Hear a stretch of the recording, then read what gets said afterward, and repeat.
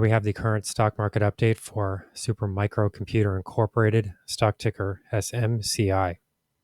Before we begin with today's chart analysis, if you find these educational materials to be helpful in your trading, please remember to click the like and subscribe buttons and leave your thoughts below in the comment section so that other traders can find this information more easily on the platform. So what we're looking at here is the 1 hour time frame. Which means that each candle on this price chart represents a 1 hour trading period. And we're sort of going to go over some of the main price levels here to watch in the week ahead. One thing that's important to note here is that we're going to be seeing a large number of earnings releases here this week, and this will most likely have an influence on this stock. So I don't think that we can simply overlook this activity because we're going to be seeing 5 out of the 7 Mag 7 stocks reporting earnings this week. So that would be Apple, Microsoft, Amazon.com, Meta Platforms, and Google. So there's a large number of earnings reports that are going to have to be watched here just over the next few days. So, this is going to be important here, and I do think that it's going to sort of define the trajectory here, probably a lot more than any news that would be related to super microcomputers specifically. I mean, of course, with a stock like this, there are some risks involved. For example, we could see a new Department of Justice development. We could get some reason to believe that maybe Supermicro could delay its earnings figures in some way, or some of its quarterly reports. So that would be a negative. That's definitely something to watch out for. But if we do not see that, I think that the majority of the trend activity here is really going to be governed by whatever it is we see with 5 out of these 7 Mag 7 companies reporting earnings. So if those are good numbers, I think that there's a good chance here that a lot of these bullish price patterns that we have been watching are likely to then resolve themselves to the top side. Currently, what we're looking at here is a support zone that has moved up to roughly $44.62. That would be this price zone that was developed right here.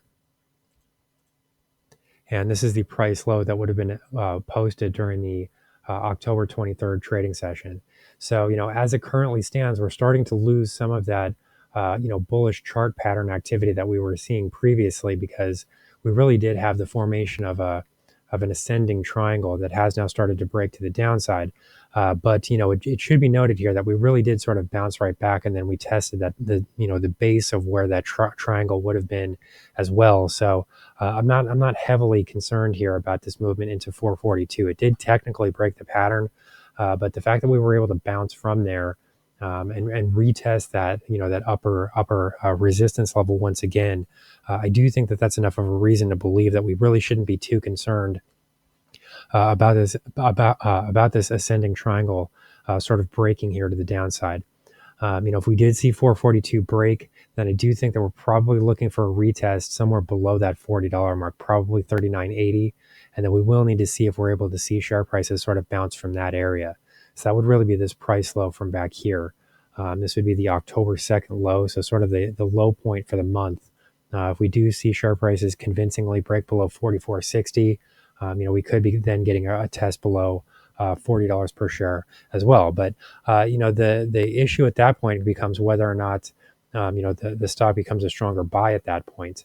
I mean, if we really do believe that we're in store here for a better reversal to the top side, there are a lot of people that have been holding the stock all the way down here, from these prior highs that really were seen closer to $100 per share a very short time ago. I mean, we're talking about the middle of July, really.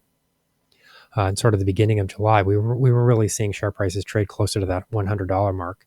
So, a lot of traders have been holding on this entire time. So, even these movements into these lower levels, it is sort of an opportunity to sort of buy in a bit because that will allow traders to sort of average down on their positions.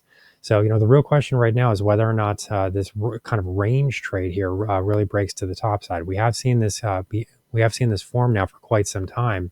There's been a lot of activity at these lower levels. And to me, this really looks like the stock is attempting to form a base. It's definitely a consolidation period, but the arguments on two sides would be, is this a consolidation period for share prices to start basing and moving higher, or are we simply kind of stalling out and waiting for another move lower?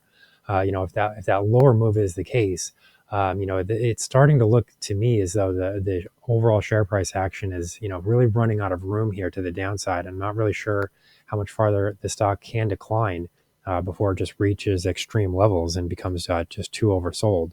So just to close out the video here, I will quickly look at the indicator reading as well, just to see what signals can be developed here. And we have seen some more near-term trend lines that have started to develop in the positive direction, but these are being balanced as well with some negative momentum from the downside. So overall, this is not entirely surprising because what we have been looking at here is a sideways trading range. So it shouldn't be too surprising that we're sort of getting some conflicting momentum signals from this shorter term perspective.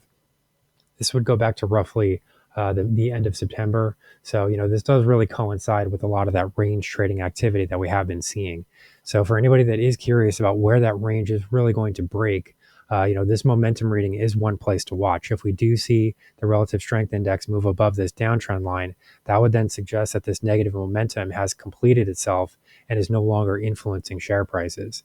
It doesn't mean that you can't develop a new negative momentum reading, but it would mean that this current momentum reading has then completed itself and run its course.